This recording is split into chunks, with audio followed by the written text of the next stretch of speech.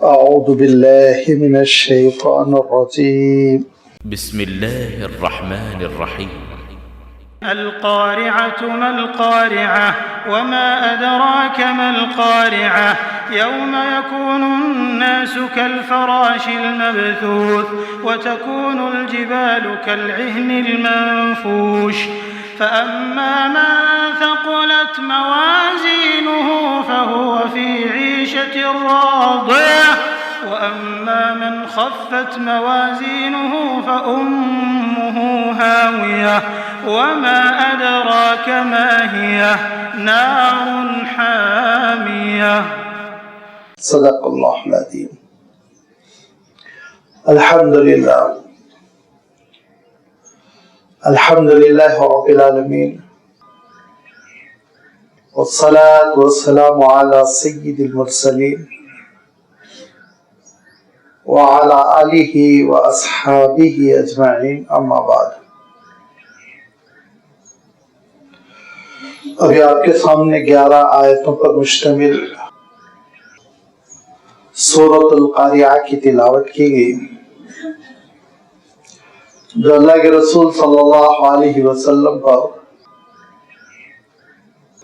ابتدائی نبوت میں نازل ہوئی تھی،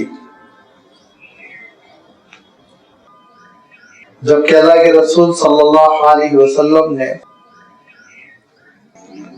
اللہ تعالیٰ کے حکم سے دعوت حق کی ذمہ داری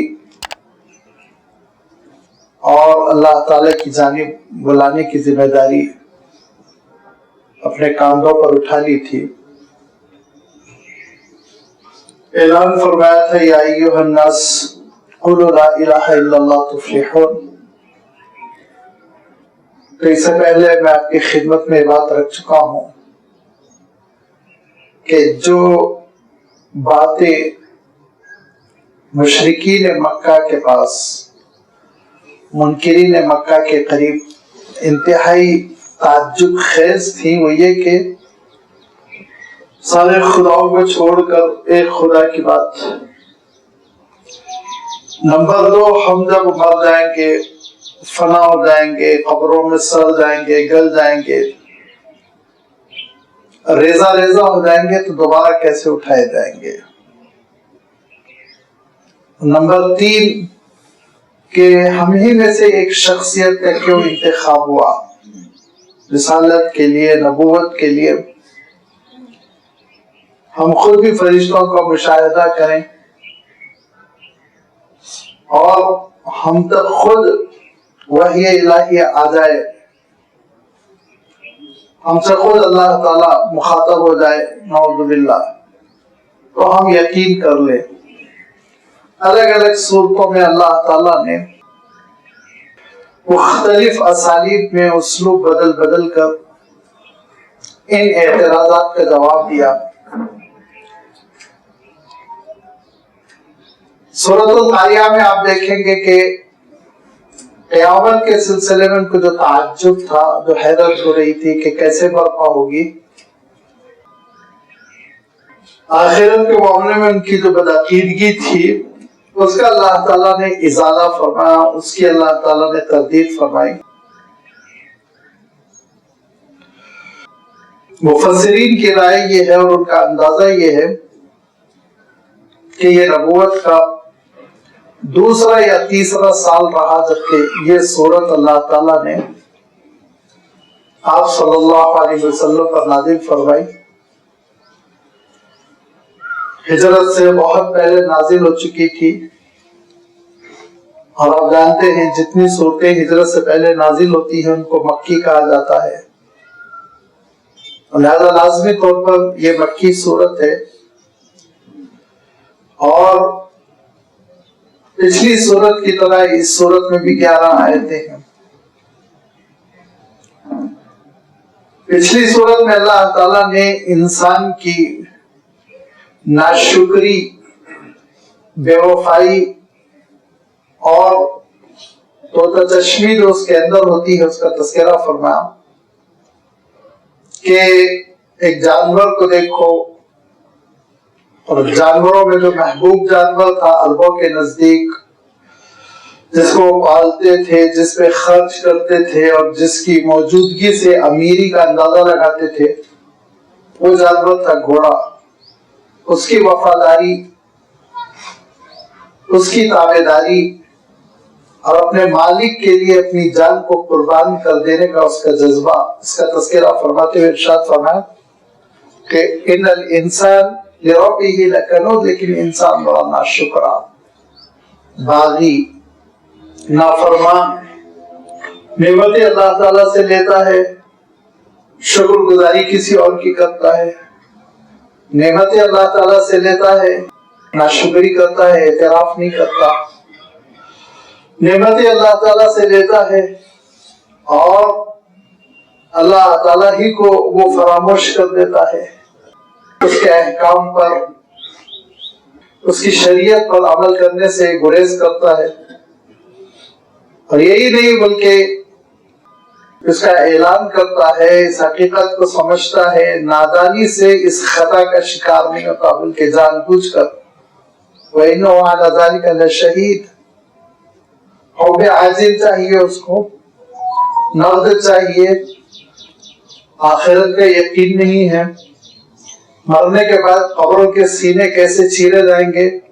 مردوں کو کیسے برآمد کیا جائے گا، خود انسانوں کے سینے کیسے چیرے جائیں گے، اور ان سینوں میں پوشیدہ وسوسوں، بری نیتوں اور غلط قسم کے خیالات، ان ساری چیزوں کو اللہ تعالیٰ نکال کر نمایاں کر دے گا، اور یہ وہ دن ہوگا جو حساب کتاب کا دن ہوگا۔ یہی وہ دن ہے جس کا تذکرہ کیا، القاریات ما القاریہ۔ قاریہ جو ہے یہ عربی کے اعتبار سے اس کو اسم فاعل کہا جاتا ہے، مؤنث کا صیغہ ہے، اصل اس کا مادہ ہے قاف را عین۔ قرع، عرب قرع کہتے ہیں دروازے کو کھڑکھڑا دینے کو، کوئی دروازے پر آئے آپ کے اور شدت کے ساتھ کھٹکا مارنے لگے، کھٹکھٹانے لگے، تو ایسی کیفیت کو عرب کہتے ہیں قرع الباب، اس نے دروازے کو کھٹکھٹایا۔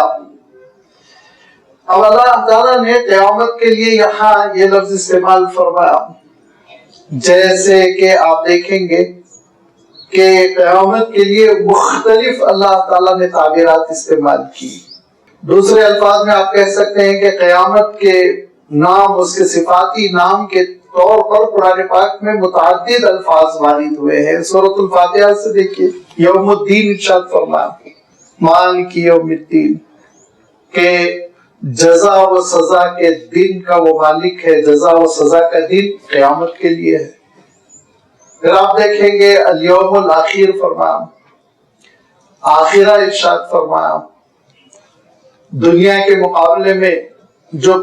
موجودہ زندگی ہے، آنے والی زندگی، آئندہ کی زندگی، اس کے لیے آخرہ کا لفظ آیا ہے۔ کہیں آپ دیکھیں گے کہ اللہ تعالیٰ نے قیامت کے دن کی تعبیر کرتے ہوئے الواقعہ ارشاد فرمایا، اذا وقعت الواقعہ، واقع ہونا جس کا ایک حقیقت ہے، واقع ہو کر رہے گی۔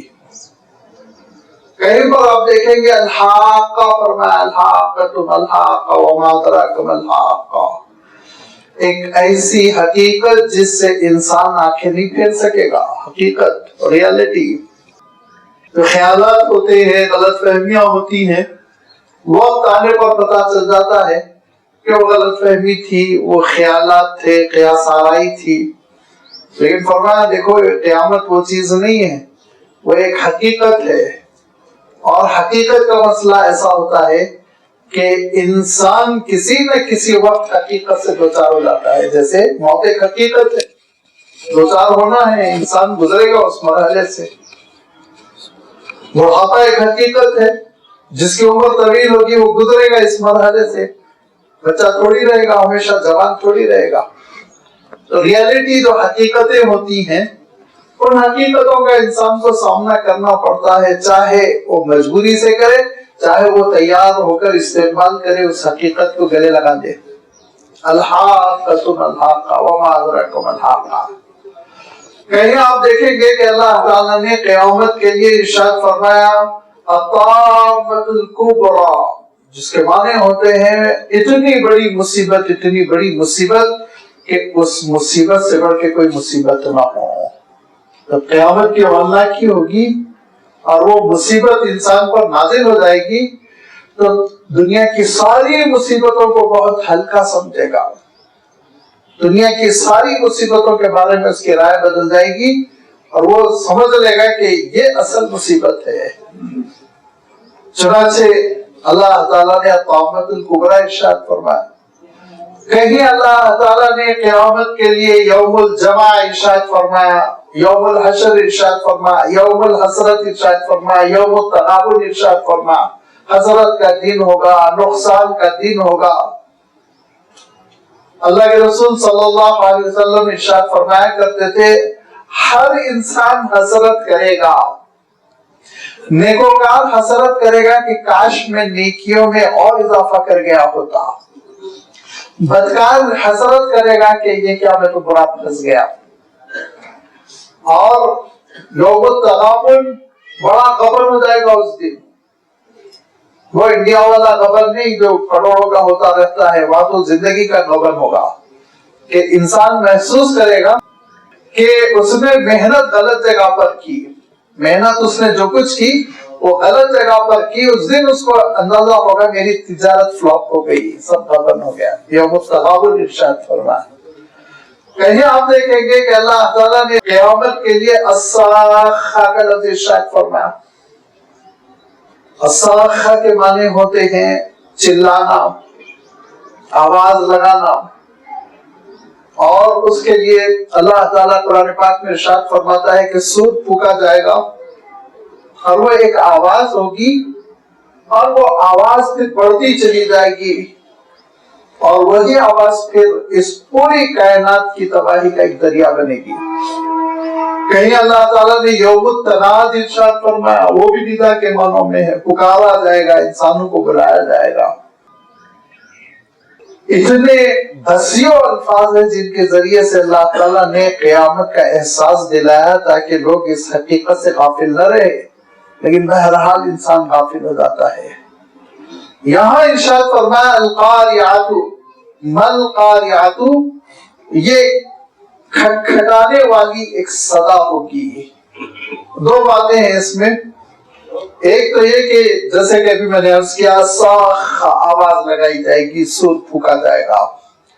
اور وہ سور کی جب آواز کانوں میں ٹکرائے گی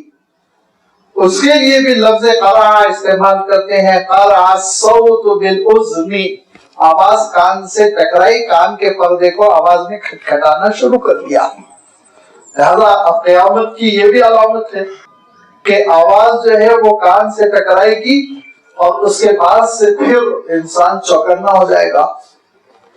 اور مفسرین نے یہ بھی فرمایا کہ جیسے گھر میں سب پرسکون بیٹھے ہوئے ہوں سارے گھر والے اور کسی کی آمد کا انتظار نہ ہو، اپنے کاموں میں لوگ مشغول ہوں، اپنی اپنی مصروفیات میں لوگ لگے ہوئے ہوں، کوئی آرام کر رہا ہے، کوئی پکوان کر رہا ہے، کوئی پڑھ رہا ہے، کوئی لکھ رہا ہے، سارے لوگ اپنے اپنے کاموں میں مشغول ہیں اور اچانک کسی نے زور سے دروازہ کھٹکھٹا دیا، ہاتھوں سے اپنے دروازے کو مارنا شروع کر دیا۔ تو ایسی صورت میں آپ اندازہ لگائیے اور اس منظر کو اپنی نگاہوں میں نمایاں کر لیجئے کہ گھر میں کیسی ہلچل مچے گی۔ چھوٹے بچے بھی وہ ٹک ٹکی لگائے دروازے کی جانب دیکھنے لگیں گے، بڑے بھی چلا اٹھیں گے کون ہے، اچانک یہ کون آ گیا، اتنی تیزی سے کیوں کھٹکھٹا رہا ہے، کیا مصیبت نازل ہو گئی۔ کیونکہ اس طرح سے جب کوئی دروازہ کھٹکھٹاتا ہے تو کوئی بڑی اطلاع ہوتی ہے، کوئی اہم حادثہ ہوتا ہے جس سے واقف کرانا مطلوب ہوتا ہے، ورنہ تو لوگ آرام سے دروازہ کھٹکھٹاتے ہیں، آواز لگاتے ہیں، بلاتے ہیں، اور جو مانوس ہوتے ہیں وہ کوشش کرتے ہیں کہ گھر والے بے چین نہ ہو، ڈسٹرب نہ ہو۔ لیکن فرمایا کہ دیکھو قیامت کی جب گھڑی آئے گی تو لوگ اپنے اپنے کاموں میں مشغول ہوں گے، کوئی کھا پی رہے ہوں گے، کسی کی کچھ مصروفیت ہوگی، کوئی لکھ پڑھ رہا ہوگا، کچھ بات چیت کر رہا ہوگا، اچانک ایسی جیسے کہ کسی نے دروازہ کھٹکھٹا دیا، اب آواز آنا شروع ہوگی، سب بے چین ہوں گے۔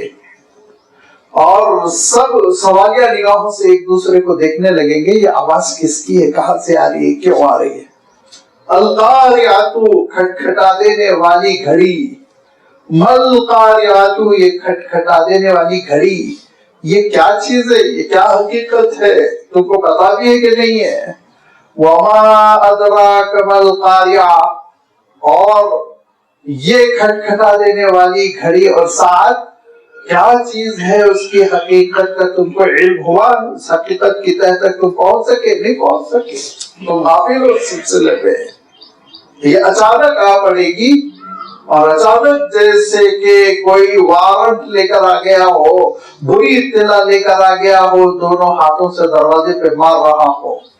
اس کیفیت کے ساتھ یہ گھڑی آ جائے گی، وقت آ جائے گا۔ اگرچہ کہ اکثر و بیشتر ہمارے ساتھی یہ سوال بھی کرتے ہیں، اور یہ سوال کا اٹھنا طبیعی بھی ہے، لازمی بھی ہے،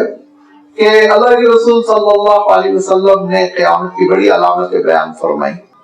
قرآن پاک میں خود ہے، اللہ تعالیٰ ارشاد فرماتا ہے، دخان کا تذکرہ ہے، قرآن مجید میں دابہ کا تذکرہ ہے، اور پھر اللہ کے رسول صلی اللہ علیہ وسلم کے مواعظ حسنہ میں مختلف ارشادات میں مختلف قیامت کی علامتوں کا تذکرہ ہے۔ اس میں کوئی شک نہیں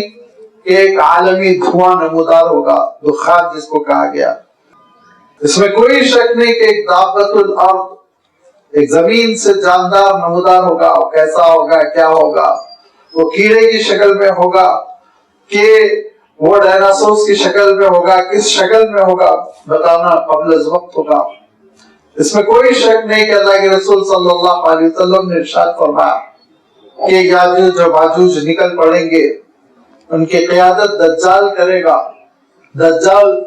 جو دجل سے کام لے گا، فریب سے کام لے گا، جھوٹ سے کام لے گا، دھوکہ دے گا، اور اتنا بڑا لشکر تیار کرے گا کہ مغرب سے مشرق کا وہ سفر کرے گا۔ اس بات کا امکان ہوگا کہ وہ حجاز مقدس میں داخل ہو جائے کہ وہاں مہدی کھڑے ہوں گے، حضرت عیسیٰ علیہ السلام و تسلیم کا نزول ہوگا، ایک جد و جہد ہوگی، ایک معرکہ ہوگا، اہل حق کا غلبہ ہوگا۔ اس میں کوئی شک نہیں کہ اللہ کے رسول صلی اللہ علیہ وسلم نے قیامت کی علامتوں میں ارشاد فرمایا کہ مغرب میں خسوف ہوگا، مغرب میں خسوف ہوگا، مشرق میں خسوف ہوگا، زمین دھسے گی، پھٹے گی، عرب میں خسوف ہوگا، وہاں بھی زمین پھٹے گی۔ اس میں کوئی شک نہیں کہ اللہ کے رسول صلی اللہ علیہ وسلم نے قیامت کی آمد سے پہلے کی کئی ساری نشانیوں کا تذکرہ کیا ہے، پھر بھی ہم یہ کہتے ہیں یہ اچانک آنے والی گھڑی ہے، قیامت اچانک برپا ہو جائے گی۔ تو پھر اچانک کیسے ہوئی؟ دسیوں سال سے علامتیں آ رہی ہیں، بلکہ ہو سکتا ہے سینکڑوں سال سے علامتیں آتی چلی جا رہی ہیں، تو پھر یہ اچانک قیامت کیسے ہوگی؟ قرآن پاک میں بار بار کہا گیا، انسان حیران ہو جائے گا، جو بازار میں رہیں گے بازار میں پھنسے رہ جائیں گے، جو سڑک پر کھڑے ہوں گے وہ سڑک پر رہ جائیں گے، یہ کیفیت ہو جائے گی۔ اصل وجہ دیکھیے یہ ہے کہ ہم اپنی زندگی میں دیکھیں پرسنلی کہ ہماری زندگی میں موت کی کتنی علامتیں نمایاں ہوتی ہے، لیکن ہم بھلا دیتے کہ نہیں بھلا دیتے، فراموش کرتے ہیں کہ نہیں کرتے۔ زبردست ایکسیڈنٹ سے گزر گئے، بڑی مشکل سے بچ گئے، بال بچے کہتے ہیں، لیکن دوسرے ہی دن وہ بال کو بھی بھلا دیتے ہیں، وبال کو بھی بھلا دیتے ہیں، یاد نہیں رہ جاتا کتنا بڑا حادثہ ہوا ہے۔ بیماری سے انسان اٹھتا ہے اور کبھی کبھی علالت کے اس مرحلے کو پہنچ جاتا ہے کہ وہ اپنے آنکھوں کے سامنے موت کا ناچ دیکھتا ہے، لیکن صحتیاب ہو گیا، باہر آ گیا، پھر بنا دیتا ہے، پھر اپنی زندگی میں مگن ہو جاتا ہے۔ اور اللہ تعالیٰ نے قرآن مجید میں اس کی تعبیر ایک دوسرے انداز میں بیان فرمائی کہ مسافروں کی ایک کشتی ہے جو پانی میں سفر کر رہی ہے، اور ہوائیں ہیں کہ سلسل چل رہی ہے، کشتی خوب کنٹرول کے ساتھ آگے بڑھ رہی ہے، کوئی پرابلم نہیں ہے، لوگ تفریح بھی کر رہے ہیں۔ آج کل آپ جانتے ہیں تفریح کے لیے بڑے بڑے پانی کے جہاز بنتے ہیں، لیکن ارشاد فرمایا کہ اچانک یہ ہوتا ہے کہ وہ وہی تعبیر چاروں طرف سے ہوائیں چل پڑی، اور پھر یہ محسوس ہونے لگا کہ سفینہ حیات ڈوب جائے گا اور ڈگمگا رہا ہے جہاز، کشتی ہے کہ ڈوبنے والی ہے، مجدار میں پھنس گئی، خطرہ پیدا ہو گیا۔ دعوا اللہ مخلصین لہ الدین، اور بہت اللہ تعالیٰ کو اخلاص کے ساتھ پکارتے ہیں، اللہ بچا لیجیے، اللہ بچا لیجیے، اللہ بچا لیجیے، اور اللہ تعالیٰ رحم و کرم فرماتا ہے اور اللہ تعالیٰ بچا دیتا ہے اور اللہ تعالیٰ کشتی کو ساحل تک پہنچا دیتا ہے۔ فلما نجاہم الی البر، اور جب ساحل کو کشتی آ لگتی ہے تو پھر انسان جیسے ہی زمین پر پیر رکھتا ہے اذا ہم یبغون فی الارض بغیر الحق، پھر وہ نافرمانی کرنے لگتا ہے، پھر وہ بھلا دیتا ہے کہ کیسے حادثے سے دوچار ہوا تھا اور اس کے بچنے کا امکان کلادم ہو گیا تھا، ختم ہو گیا تھا، بس محض اللہ کے کرم سے وہ بچ گیا۔ کتنی منتیں مانگی تھی، کیا کیا وعدے کیے تھے اللہ تعالیٰ سے، اب نہیں نماز چھوڑوں گا، اب تو ضرور خیرات کروں گا، اب تو نافرمانی نہیں کروں گا، غلط کام نہیں کروں گا، بدنگاہی نہیں کروں، سب عہد کر لیتا ہے لمحوں میں، لیکن ارشاد فرمایا اذا هم یکون فی الارض بغیر الحق، زمین پر بس پیر کیا پڑتا ہے کہ پھر نافرمانی، پھر ناشکری، پھر بغاوت، پھر گناہ، فراموش کر دیتا ہے اس خطرناک منظر کو۔ تو یہ جو قیامت کی گھڑیاں یکے بعد دیگر جو نشانیاں آتی چلی جائیں گی، یہ نشانیوں کو انسان دیکھے گا، اپنے آنکھوں سے دیکھے گا، لیکن پرسنلی شخصی طور پر جیسے وہ اپنے موت کے منظر کو بھلاتا ہے ایسے یہ منظر کو بھلاتا رہے گا، پھر غفلت کا شکار ہو جائے گا، پھر سمجھے گا کہ جینا ہے مرنا کہاں ہے، پھر سمجھے گا کہ کوئی قیامت ویامت نہیں آنے والی ہے، وہی نافرمانی، وہی دنگا، وہی فساد، یہاں تک کہ اللہ تعالیٰ ارادہ فرمائے گا کہ حدیث کا مفہوم ہے کہ سور پھونکا جائے اور قیامت کی ہلچل ہو جائے کہ روئے زمین سے اللہ اللہ کی آواز آئے گی، تو اللہ تعالیٰ کہے گا ابھی ٹھہر جاؤ، ابھی ٹھہر جاؤ، ایک ہے مجھے پکارنے والا، ابھی ایک میرا نام لے رہا ہے، ابھی رک جاؤ۔ اور فرمایا اللہ کے رسول صلی اللہ علیہ وسلم نے کہ جب پوری طرح اہل ایمان ختم ہو جائیں گے، اہل علم اٹھ جائیں گے، اہل فتنہ رہ جائیں گے، پھر اللہ تعالیٰ کا وعدہ پورا ہوگا، قیامت برپا ہوگی اور پھر سور پھونکا جائے گا۔ جب سور پھونکا جائے گا تو ایک آواز ہمارے کانوں سے ٹکرائے گی، یہ پہلا سور ہوگا جو پھونکا جائے گا، اور وہ آواز جب ٹکرائے گی تو اس کیفیت کو القاریہ ارشاد فرمایا، وہ ٹکرا دینے والی آواز، وہ کھٹکھٹانے والی آواز کہ جیسے کان کے پردے کو کھٹکھٹا رہی ہو، اور جو جسم مطمئن کھیل میں مشغول یا اپنی مصروفیات میں مشغول تھا وہ چونک جائے گا، یہ کیا ہو گیا، یہ کیسی آواز ہے، کہاں سے آ رہی ہے۔ دھیرے دھیرے یہ سور پورا پھونکا جائے گا اور سور کی تکمیل ہونے تک یہ پوری دنیا تباہ ہو جائے گی، پوری کائنات برباد ہو جائے گی۔ اور آپ جانتے ہیں اذا زلزلت الارض زلزالها ارشاد فرمایا، اس کی وضاحت گزر چکی ہے۔ آپ جانتے ہیں اذا السماء انفطرت ارشاد فرمایا، اذا السماء انشقت ارشاد فرمایا، اذا الشمس كورت ارشاد فرمایا، اذا النجوم انكدرت ارشاد فرمایا، ساری چیزیں آپ کی خدمت میں آ چکی ہیں کہ اس دنیا میں ہلچل مچے گی، یہ کائنات پوری ٹوٹ پھوٹ جائے گی، بکھر جائے گی، اور اللہ تعالیٰ ارشاد فرماتا ہے یوم نطوی السماء کالسجل للکتب، اس پوری کائنات کو کاغذ کے پلندے کی طرح ہم ایک مٹھی میں بند کر دیں گے، قصہ ختم ہو جائے گا، اور اس کے بعد عالم فنا شروع ہوگا، عالم موت، دھیرے دھیرے یہاں تک کہ حملۃ العرش کی باری آئے گی، ان پر بھی پھر موت طاری کر دی جائے گی، پھر اسرافیل کی باری آئے گی، ان پر بھی موت، جبرائیل کی باری آئے گی، ان پر بھی موت، کل من علیہا فان ویبقى وجہ ربک ذو الجلال والاکرام، بس اللہ اور اس کی ذات باقی رہے گی۔ ایک مرحلے کے بعد،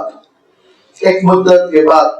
وہ دراز ہوگی کہ مختصر ہوگی وہ ہم نہیں بتا سکتے۔ اس عالم صعق کے بعد، اس عالم فضا کے بعد، اس ختم ہو جانے کے بعد سے پھر اللہ تعالیٰ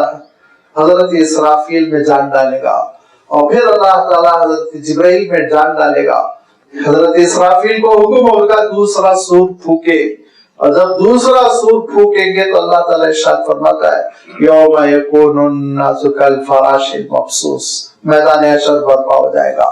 القاریہ ما القاریہ وما ادراک ما القاریہ، کہ کھٹکھٹانے والی گھڑی کیا ہے، وہ کھٹکھٹا دینے والی گھڑی، تمہارا کیا علم ہے اس کھٹکھٹا دینے والی گھڑی کے سلسلے میں، وہ قیامت کا دن ہوگا۔ وہ دن ایسا دن ہوگا کہ اس دن لوگ بکھرے ہوئے پرندوں کی، بکھرے ہوئے پتنگوں کی مانند ہوں گے. الفراش کہتے ہیں پتنگے.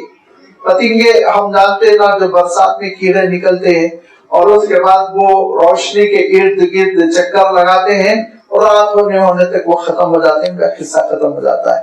لیکن اگر کسی برسات کی رات میں خوب پتنگے نکلے ہوں تو صبح کا منظر آپ دیکھیے کیسے سڑک پر میدان میں بکھرے ہوئے ہوتے ہیں، گھروں کے آنگن میں آپ دیکھیے پورے بکھرے ہوئے ہوتے ہیں، جھاڑو دے کے ان کو صاف کرنا پڑتا ہے. اس منظر کو ذہن میں رکھیے. الفراش پتنگے، المبسوس بکھرے ہوئے ہونا، بسطہ کے معنی پھیلا دینے کے ہوتے ہیں، المبسوس کے معنی المبسوس پھیلا دیے گئے، بکھیر دیے گئے ہوں، چاروں طرف بکھرے ہوئے پڑے ہوئے ہوں. اس طرح سے لوگوں کا عالم ہوگا جو میدان حشر میں قبروں سے برآمد ہوں گے. تب جب یہ اللہ کے رسول صلی اللہ علیہ وسلم منظر بیان فرماتے کہ یہ دنیا برباد کر دی جائے گی، یہ قیامت کی گھڑی آئے گی، یہ کائنات ختم ہو جائے گی، تو مشرکین مکہ کو خاص طور پر ایک اعتراض ہوتا. اور وہ بیچارے جس عقل سے سوچتے اس عقل سے اعتراض ہونا بھی چاہیے، کیونکہ مکہ مکرمہ کی جو بستی تھی، ابھی تو بہت جغرافیہ انہوں نے بدل دیا،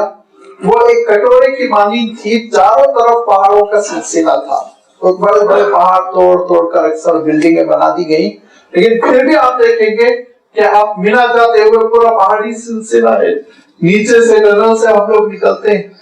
لہذا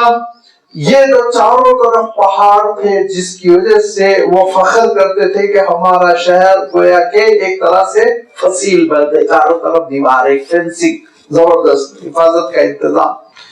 اس پر ان کو ایک تکیہ تھا، ایک غرور تھا، ایک بھروسہ تھا کہ کوئی بڑی بلا ہم پر نہیں آ سکتی، زبردست قسم کا پانی کا سیلاب آ جائے شہر کو بہا کر لے جائے، یہ کیفیت نہیں ہو سکتی. تو وہ یہ کہا کرتے تھے کہ آپ جو کہہ رہے ہیں دنیا میں ہلچل مچے گی، میدان حشر اور لمبا چوڑا میدان، یہ بڑے بڑے پہاڑ کہاں جائیں گے؟ اللہ تعالیٰ ارشاد فرماتا ہے کہ وَتَكُونُ الْجِبَالُ كَالْعِهْنِ الْمَنْفُوشِ، اور پہاڑ اس دن ہو جائیں گے ایسے جیسے دھنکی ہوئی روئی یا دھنکا ہوا اون. اون کو جو دھنکا جاتا تھا پچھلے زمانے میں اور چرخا چلایا جاتا تھا اور تار لگے ہوتے تھے، اس پہ مارا جاتا تھا اور مارنے کی وجہ سے وہ ہلکا ہو جاتا تھا، اس میں جو کچرا ہے وہ اڑ جاتا تھا. وہ جو ذرے ہم نے اپنے بچپن میں دیکھا ہے، آج کل سب مشینیں آ گئی، تو وہ جو ذرے فضا میں اڑتے تھے باریک باریک سے، اللہ تعالیٰ ارشاد فرماتا ہے کہ پہاڑوں کا عالم ایسے ہی ہو جائے گا، دھنکے ہوئے اون کے ذروں کی طرح وہ فضا میں اڑ رہے ہوں گے. دوسری جگہ اللہ تعالیٰ ارشاد فرماتا ہے کہ جن بڑے بڑے پہاڑوں کو تم دیکھ رہے ہو، ان پہاڑوں کا عالم یہ ہو جائے گا کہ وہ گرد و غبار کی طرح ہو جائیں گے، ٹوٹ پھوٹ کے ہوا منصورا، ارشاد فرمایا فضا میں بکھرے ہوئے ہوں گے، اڑ رہے ہوں گے، ان کے ریزے پاؤڈر میں تبدیل ہو جائیں گے. آسان تعبیر میں پاؤڈر، اور پاؤڈر کو جیسے ہوا پنکھا بڑا سا لگا کر اڑا دے، ایسے یہ پہاڑ کے ذرے اڑ رہے ہوں گے. فرمایا دیکھو یہ تمہارا ہمالیہ، یہ تمہارا جبل طور اور یہ جبل احد اور بڑے بڑے پہاڑ، ان کا جب یہ عالم ہوگا تو جن حویلیوں پر، جن قلعوں پر، جن بنگلوں پر، جن فارم ہاؤسوں پر تم اعتماد کیے ہوئے ہو کہ یہاں ہم پرسکون ہے، خطرہ نہیں ہے، باہر سے انٹرفیئرنس نہیں ہے، وہ کیسے فضا میں بکھیر دیے جائیں گے، اڑا دیے جائیں گے. اندازہ کر لو، بڑی بڑی حویلیاں برقرار نہیں رہیں گی، بڑے بڑے قلعے وہ قائم نہیں رہ سکیں گے، ٹوٹ ٹوٹ کر بکھر جائیں گے. یہ قیامت کی گھڑی، یہ بہت ہولناک گھڑی ہوگی، یہ بہت بڑی مصیبت ہوگی. لہذا اس کے سلسلے میں تو تیاری کرو، اس حقیقت کو قبول کرو. جیسے کہ میں نے عرض کیا کہ الحاقۃ ملحقہ یہ ایک حقیقت ہے، اس کے لیے تیاری کرو، اس حقیقت کو سمجھنے کی کوشش کرو. اس سے پہلے بھی میں عرض کر چکا ہوں کہ قرآن پاک کی ایک ہی صورت میں پورا قیامت کا منظر جمع کر کے نہیں بیان کیا گیا ہے. کچھ مرحلے کسی صورت میں ہیں، کچھ مرحلے کسی صورت میں ہیں. جن صورتوں میں تفصیل گزری ہوئی ہے ان میں سورۃ الزمر ہے، ان میں سورۃ القیامہ ہے، جس میں اللہ تعالیٰ نے دیگر مرحلوں کا تذکرہ فرمایا کہ لوگ قبروں سے برآمد ہوں گے، جہاں سے آواز لگائی جا رہی ہے وہاں دوڑنا شروع کریں گے، اور اس میں کچھ لوگ ہوں گے جن کے چہرے چاند کی مانند سفید چمک رہے ہوں گے، کچھ لوگ ہوں گے جن کے چہرے تاریک رات، کالی رات کی طرح سیاہ ہو رہے ہوں گے، اور ارشاد فرمایا کچھ لوگ ایسے ہوں گے جن کا نام اعمال سیدھے ہاتھ کی جانب سے سامنے سے آئے گا، اور کچھ لوگ ایسے ہوں گے جن کے نام اعمال بائیں جانب سے پیچھے سے آگے چمٹ جائے گا۔ وہ دیکھ کر پریشان ہوئیں گے، روئیں گے، گڑ گڑائیں گے، رشتے ختم ہو جائیں گے، لوگ پہچاننے سے انکار کر دیں گے۔ یوم یفر المرء من اخیہ و امہ و ابیہ و صاحبتہ و بنیہ، نہ بیوی شوہر کو، نہ شوہر بیوی کو، نہ ماں باپ کو، نہ ماں باپ اولاد کو، کوئی کسی کو پہچاننا نہیں چاہے گا، اور ہر ایک کو ارشاد فرمایا اپنی اپنی فکر لگی ہوئی ہوگی، نفسی نفسی کا عالم ہوگا۔ یہ ساری حقیقتیں اور بہت ساری حقیقتیں گزری ہوئی ہیں۔ یہاں اللہ تعالیٰ نے جس منظر کا تذکرہ فرمایا وہ میزان العمل کا ہے۔ فرمایا فَأَمَّا مَنْ ثَقُلَتْ مَوَازِينُهُ، پھر انسان جب میدان حشر میں اپنے آپ کو پائے گا تو دھیرے دھیرے اس کی باری آئے گی، اور باری اس کی آئے گی تو وہ اپنے آپ کو ایک میزان کے سامنے وہ کھڑا ہوا پائے گا۔ وَالْوَزْنُ يَوْمَئِذٍ الْحَقُّ، ارشاد فرمایا وزن تو ہو کر رہے گا، نام اعمال تولے جائیں گے، میزان منسوخ کیا جائے گا۔ وہ میزان اگرچہ کہ اس کا ہم اردو ترجمہ ترازو سے کرتے ہیں، لیکن لازمی بات ہے میزان عربی کے اعتبار سے اس آلے کو کہتے ہیں، اس انسٹرومنٹ کو کہتے ہیں جسے وزن کیا جاتا ہے۔ ترازو سے بھی وزن کیا جاتا ہے، وہ بھی میزان ہے، لیکن اب آپ جانتے ہیں آج تو ایک سے ایک ڈیجیٹل میزان آ گئی ہے۔ عجیب و غریب ترازو تو کہنا بھی نہیں چاہیے، عجیب و غریب انسٹرومنٹ آ گئے، تو آپ دیکھ رہے ہوں گے کہ یہ میری آواز کو ناپ رہا ہے، آلہ بڑی ہو رہی چھوٹی ہو رہی، اس اعتبار سے روشنی بتا رہی ہے کہ کس وزن سے آواز میری نکل رہی ہے۔ اور آپ جانتے ہیں آج کل ایسے سائنٹیفک آلات نکل گئے جس کی وجہ سے نہ صرف یہ کہ جسم کی حرارت محسوس کی جاتی ہے بلکہ دل کی دھڑکن محسوس کی جاتی ہے، اور دل کی دھڑکن کی مقدار اور اس کی رفتار ناپی جاتی ہے۔ ڈاکٹروں سے پوچھ لیجئے ای سی جی وغیرہ میں کیا کیا چیزیں ہوتی ہیں، یہ تو ابتدائی ہے، ای سی جی کے بعد اور بھی بہت ساری ایجادات ہیں۔ لہذا اب یہ ہماری اپنی دنیا ہے جس میں حضرت انسان کی کوششوں کا یہ رزلٹ ہے۔ اللہ تعالیٰ کا جو میزان ہوگا وہ اللہ تعالیٰ کے شایان شان ہوگا، وہ اللہ تعالیٰ کے شایان شان ہوگا۔ اس میزان میں اعمال کو تولا جائے گا۔ تو پچھلے محدثین مفسرین میں تو بڑا مسئلہ تھا، اعمال کو کیسے تولیں گے بھئی، اعمال تو جسم نہیں رکھتے نا، باڈی نہیں ہے ان کی، تو وزن کیسے ہوگا؟ 1 گرام کا بھی ہونے کے لیے، 1 گرام کا بھی 100واں حصہ ہونے کے لیے، ملی گرام کا بھی ہونے کے لیے کچھ تو باڈی چاہیے نا، باریک سے باریک۔ تو اعمال میں تو کوئی باڈی نہیں ہوتی، تو اعمال جو ہے وہ کیسے تولے جائیں گے، بڑی بحثیں ہوا کرتی تھی، لیکن اب موجودہ دنیا کی ترقی نے بتا دیا ہے ساری چیزیں ممکن ہیں، لہذا اعمال تولے جائیں گے۔ اللہ کے رسول صلی اللہ علیہ وسلم ارشاد فرماتے ہیں اعمال تولے جائیں گے،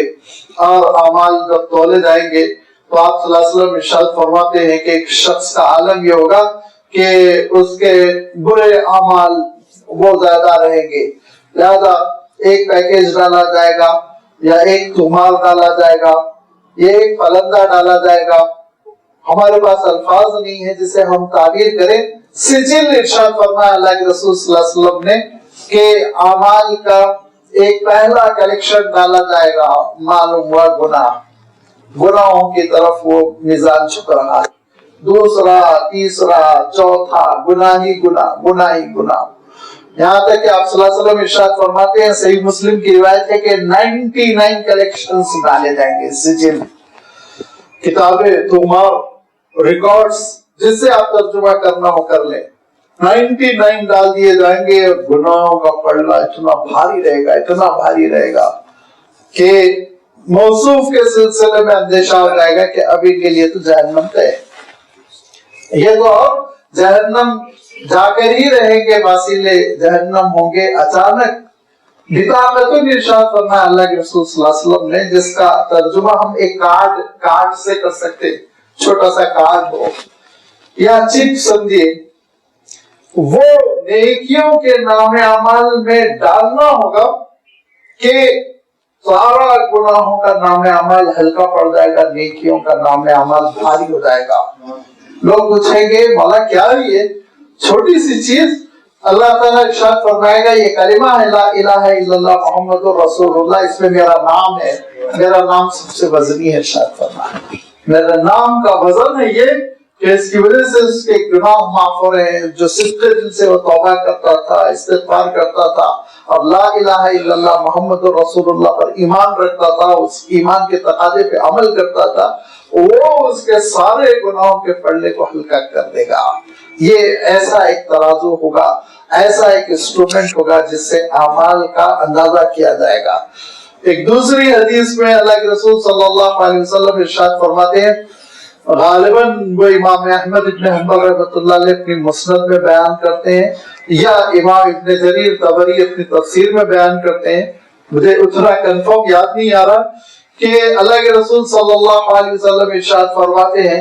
कि युता अहलुस सलाती मा सलात, अहले सलात नमाज वाले आएंगे, नमाज वाले दरवाजे से उनका दाखिला, ज़कात सदक़ात वाले, सब्र वाले, रोजे वाले, हज वाले, फरमाया कि जिनके नाम अमाल में खूब हज उम्रे, उनको उनके एजाज के साथ 8 दरवाजे होंगे जन्नत के, और 8 दरवाजे एक एक नेकियों का गलबा, किसी के ऊपर नमाजों का गलबा है, किसी पर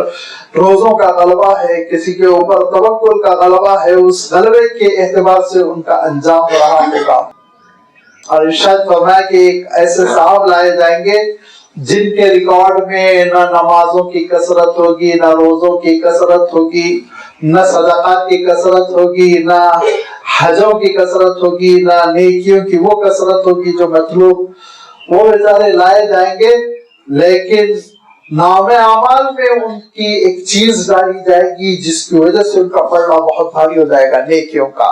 अल्लाह के रसूल सल्लल्लाहु अलैहि वसल्लम इरशाद फरमाते हैं ये वो साहब होंगे जिनको अल्लाह ताला ने अमराज से, परेशानियों से, मुखालिफतों से आजमाया होगा।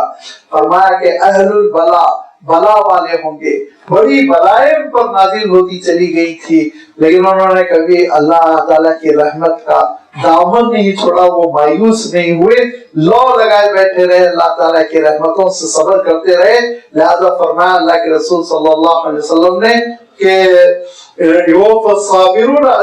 बिगैरी हिसाब, ऐसे सब्र करने वालों का अजर तो बगैर हिसाब किताब दिया जाएगा। ये नाम अमाल में मुख्तलिफ किस्म के हालात होंगे। वजन तो होगा, नाम अमाल तौले तो जाएंगे और तुम्हारा रिकॉर्ड वो जांचा तो जाएगा, हिसाब किताब होगा और पूछ भी लिया जाएगा तुमको कोई उज़्र है, तुम्हारे नाम अमाल में कोई कमी रह गई क्या, तुम्हारी नेकियों में, हदीस में अल्फाज आते हैं मेरे फरिश्तों ने रिकॉर्ड करने में कोई कोताही तो नहीं की, ठीक ठाक है, पूछ कर, क्योंकि फरमाया अल्लाह ताला ने कि जब नाम अमाल फला तुज़लमु नफ्सुन शैआ, किसी पे जर्रा बराबर जुल्म नहीं होगा। सब डिक्लेयर करने के बाद इंसान मुतमईन हो जाने के बाद कि हाँ ये हरकतें किया हूं मैं, पूरी तरह गवाही देने के बाद उसके हाथों की गवाही, उसके पैरों की गवाही, किराम कातिबीन की गवाही, सारे मरहलों के बाद ये फाइनल इंसान का अंजाम होगा। और इंजाम क्या होगा? इरशाद फरमाया अंजाम ये होगा फअम्मा मन सक़लत मवाज़ीनुहु, जिसके नेकियों का पलड़ा भारी हो जाएगा, सक़लत सकील, वजन हो जाना, भारी हो जाना, वेट वाला होना जानते हैं, रहा वो शख्स जिसकी नेकियों का पलड़ा भारी हो जाएगा, फहुवा फी ईशतिर रादिया, वो उस जिंदगी से दो चार कर दिया जाएगा, उस जिंदगी से मालामाल कर दिया जाएगा जिस जिंदगी से वो निहाल हो जाएगा, खुश हो जाएगा, राजी हो जाएगा, वो जन्नत में दाखिल कर दिया जाएगा। और जन्नत में दाखिल होने के बाद उसको इत्मीनान हो जाएगा कि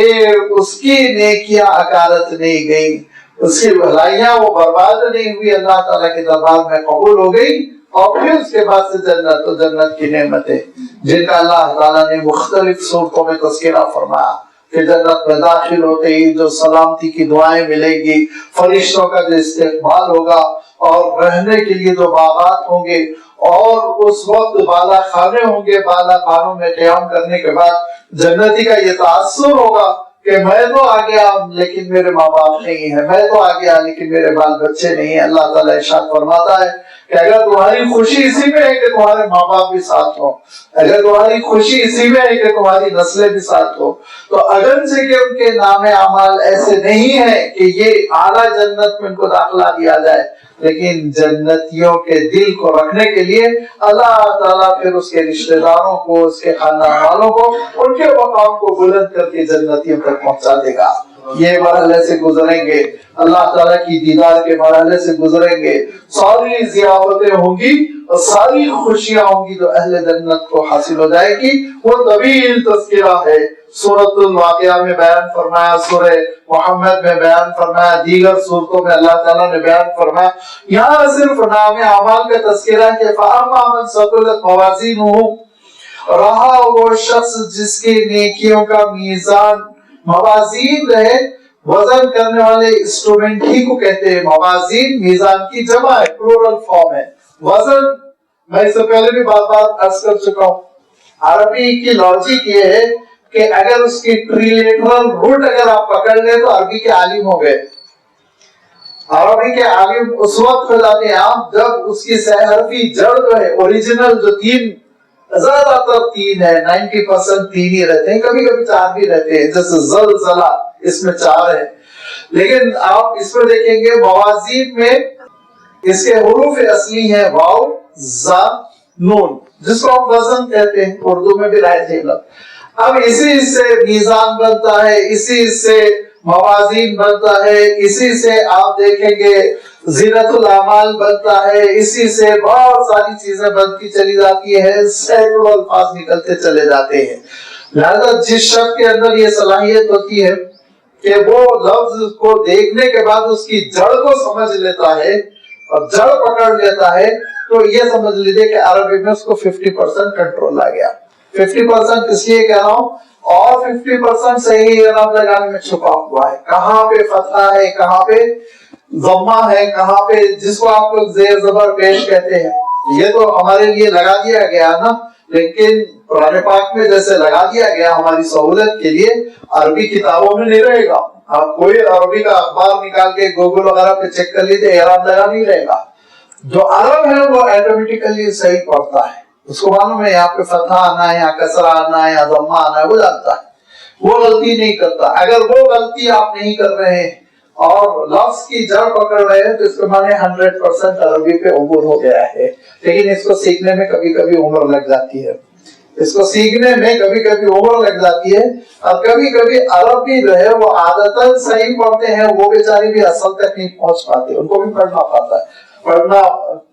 چاہیے، پڑھنا پڑتا ہے، ضروری ہے ان کے لیے بھی پڑھنا سیکھنا، وہ بھی سیکھتے ہیں، عربی میڈیم اسکولز میں پڑھتے ہیں تو ساری چیزیں آ ہی جاتی ہیں ان کو۔ تو بھئی عرض کر رہا تھا یہ موازین کے وہی ٹریلیٹرل جڑ ہے وزن، اسی سے میزان بنتا ہے، اسی سے موازین۔ تو فرمایا فَمَنْ ثَقُلَتْ فَأَمَّا مَنْ ثَقُلَتْ مَوَازِينُهُ، رہے وہ لوگ جن کے نیکیوں کا پلڑا بھاری ہوتا چلا گیا، فَهُوَ فِي عِيشَةٍ رَاضِيَةٍ، تو بس اس کے لیے خوشحالی ہی خوشحالی ہے۔ وَأَمَّا مَنْ خَفَّتْ مَوَازِينُهُ، اور رہا وہ شخص جس کی نیکیوں کا پلڑا ہلکا پڑ گیا، خفیف، خفہ، ہلکا ہو جانا، کم وزن ہونا، لہذا فرمایا رہا وہ شخص جس کی نیکیوں کا پلڑا ہلکا پڑ گیا، کمی آ گئی اس میں، فَأُمُّهُ حَاوِيَةٌ، تو اس کی منزل تو تباہی ہے۔ امن کا ترجمہ میں نے منزل سے کیا، کیوں؟ یہ بھی وہی مسئلہ ہے جو ابھی میں نے عرض کیا، جب حمزہ میم میم یہ حرف اصلی آ جاتے ہیں تو کوئی رخ کرنا، کسی جانب رخ کرنا، کسی جانب قصد کرنے کا مفہوم ہو جاتا ہے، اسی لیے تیمم کہتے ہیں، فَتَيَمَّمُوا صَعِيدًا طَيِّبًا، پانی نہیں ہے تو تم رخ کرو پاک مٹی کا، اور پاک مٹی میں جا کے تم تیمم کر لو۔ تو یہاں پہ بھی دیکھیں گے وہی حمزہ میم میم چھپے ہوئے ہیں، اور یہی حمزہ میم میم ہے جسے آپ دیکھیں گے کہ امام صاحب بنتے ہیں جن کا رخ کر کے مقتدی کھڑے ہوتے ہیں، یہی حمزہ میم میم ہے جس سے ماں بنتی ہے، امن عربی میں والدہ، ماں ہی کی جانب بچے رخ کرتے ہیں، ہر مصیبت میں ہر خوشی میں کہاں دوڑ کے جاتے ہیں بچے؟ عربی میں ہر چیز میں لاجک ہے. عربی زبان جو ہے نا وہ خود ساختہ قسم کی، جنگل میں جیسے ایک پودا پیدا ہو کے کھڑا ہو گیا ہو ویسا نہیں، پوری میتھمیٹکس ہے اس میں، پوری ایک لاجک ہے جس کی وجہ سے یہ زبان بہت ہی خوبصورت ہے، جچی تلی ہے. اور اس میں ٹھیک ٹھاک آپ کسی پہ کریٹیسائز کر سکتے ہیں، قواعد کی روشنی میں غلطی، قواعد کی روشنی میں صحیح فیصلہ کرنا بہت آسان ہے. یہ انگلش کی طرح مسئلہ نہیں ہے کہ ایک مرتبہ آپ نے کا کی آواز نکال دی، ایک مرتبہ آپ نے سا کی آواز نکال دی. وہی سی سے شروع ہو رہا ہے سٹی بن رہا ہے، وہی سی سے شروع ہو رہا ہے کائٹ بن رہا ہے. کیا لاجک ہے؟ ایک مرتبہ کا کی آواز نکل رہی، مرتبہ سا کی آواز نکل رہا ہے. عربی میں جس حرف کی جو آواز طے ہے وہ طے ہے، اور عرب اس کو اتنا میٹر سے ناپتے ہیں. ہماری طرح تھوڑی ہے کہ ہم لوگ عین بھی کھا جاتے ہیں، ہا بھی کھا جاتے ہیں. ہم لوگ کہیں گے احمد، عرب کبھی احمد نہیں کہے گا، آپ سن لیجیے، احمد کہے گا، الگ سے نکالے گا آواز. ہم لوگ کہیں گے وللضالین، عرب کبھی وللضالین نہیں کہے گا، وللضالین الناطقین بالضاد. تو یہ بہت ہی لاجک والی زبان ہے. اور اس میں جب حمزہ میم میم یہ روٹ آتی ہے تو کسی جانب رخ کرنا، کسی جانب آپ سفر کرنا، کسی جانب آپ پہنچنا. لہذا فَأُمُّهُ حَاوِيَةٌ، حاویہ کہتے ہیں بڑے سے گڑھے کو، خطرناک قسم کا گڑھا کھود دیا گیا ہو. فرمایا کہ پھر اس کی منزل، اس کا رخ وہ گڑھے کی جانب ہوگا. گڑھا کیا ہے؟ فرمایا گڑھا کیا ہے؟ صرف ایک گڑھا کھود دیا گیا بورویل کے لیے نہیں. ارشاد فرمایا وَمَا أَدْرَاكَ مَا هِيَ، گڑھے کو کیا سمجھتے ہو تم؟ کس کو گڑھا کہا جا رہا ہے؟ یہ دوزخ کا گڑھا ہوگا، یہ جہنم کا گڑھا ہوگا. نار حامیۃ، دہکتی پھڑکتی ہوئی آگ سے بھرا ہوا گڑھا ہوگا. اور اس گڑھے کی جانب رخ کرنا پڑے گا کس کو؟ جس کا نام اعمال ہلکا پڑ جائے، جس کی نیکیوں کی قلت ہو جائے، جس کی برائیاں غالب آ جائیں. اور وہ 3 گروپ ہوں گے. ایک گروپ سورۃ الواقعہ میں بھی اللہ تعالیٰ نے ارشاد فرمایا، ایک گروپ اہل تقویٰ کا، نیکی ہی نیکی، مزاج میں نیکی، نیکی کی جانب سبقت کرنے والے. فرمایا ان کا مسئلہ تو بہت ہی آسان ہوگا. ان کا یہ میزان عمل پر آنا، میدان حشر میں کھڑا ہونا، پل صراط سے گزرنا، یہ سب پریزنٹیشن کی طرح جیسے ایک بیوی آئی کی ایئرپورٹ پہ پہنچا ہوا ہو اور اسٹاف اس کو دوڑتا ہوا لے کر جاتا ہے، کہاں کسٹم، کہاں امیگریشن، کہاں چیکنگ، کھٹاکٹ گیٹ پر لاتے. گیٹ پر لانے کے بعد سواری پر سوار کرتے ہیں، وہاں گھر کی طرف نکل جاتے ہیں. ایسے ہی کچھ میدان حشر کے وی آئی پی ہوں گے جو اس دنیا کے فقیر ہوں گے، اس دنیا میں دھکے کھائے ہوئے ہوں گے، اس دنیا میں فاقہ کش ہوں گے، اس دنیا میں مصیبت زدہ رہے ہوں گے، اس دنیا میں ان کی قدر نہیں رہی ہوگی، ان کو سلم میں ڈھکیل دیا گیا ہوگا. لیکن اللہ کی نگاہوں میں بڑے وی آئی پی ہوں گے، فخر کے ساتھ، اعزاز کے ساتھ، فرشتوں کے جلوس کے ساتھ، اہل بچوں کے ساتھ وہ جنت پہنچ جائیں گے. فرمایا پہلا گروپ.